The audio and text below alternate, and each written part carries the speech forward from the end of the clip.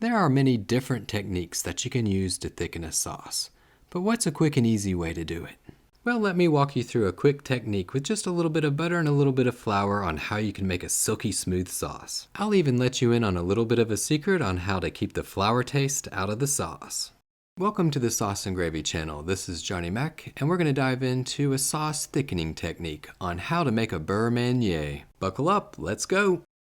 So what is a Beurre Manié? Well, it's equal parts butter to flour kneaded together and then placed into a sauce at the very last bit of the sauce making process in order to thicken it up and make it nice and silky smooth. A Beurre Manié is different than a roux. The butter and flour is cooked up front at the beginning of the sauce making process. The cooking liquid's poured in and then it thickens up.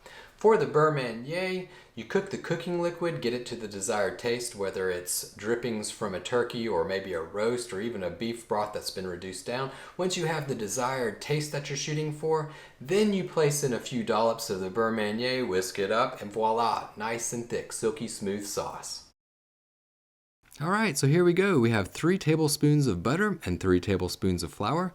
Put it into a bowl. Some people like to use a plate. I find that the bowl is a little bit less messy and a little bit easier to work with.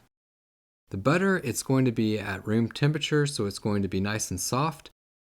Use a spoon or a fork to knead the butter together. Some people like spoons, some people like forks. I prefer a spoon. I think it's a little bit easier to smash that flour into the butter so that you get a nice creamy paste. And don't use your fingers. If you do, it'll melt the butter and you'll have a big mess on your hands.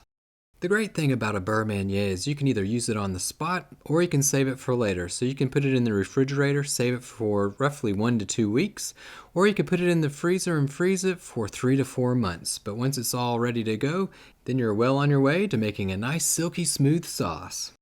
And just a quick reminder, the Beurre Manié, it's equal parts butter to flour. You can make any amount that you like, but it's a little bit better to have more than less.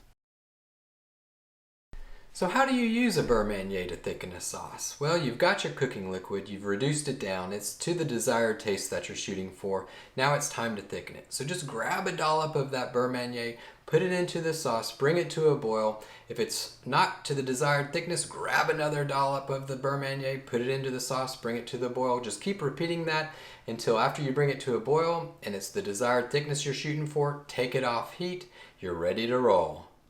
Alright, here's a quick demonstration on how to use that Beurre Manié. So we have our cooking liquid, it's boiling, it's to the desired taste. Now we want to thicken it. So I'm going to take 2 dollops of the Beurre Manié with a whisk and I'm going to whisk them in. Make sure that it's well incorporated and then we're going to bring it back to a boil. Alright, so the sauce has come to a boil. This is looking perfect. It's nice, it's thick, it's glossy. This is exactly what we're looking for. So we're going to take it off heat. Whenever you use a Beurre Manié to thicken a sauce, the secret to not having a floury taste is to not reduce it down once it becomes the desired thickness. If you happen to cook the flour for an extended period of time, say over 2 minutes, then the sauce more than likely will have a floury taste. Well, thanks for watching the Sauce and Gravy channel. Hope that you enjoyed the Beurre Manié recipe. If you have any questions or comments, please feel free to leave them below. Don't forget to share the recipe with your friends, hit that like button, smash that subscribe button, and to remember as always to live, love, and make gravy.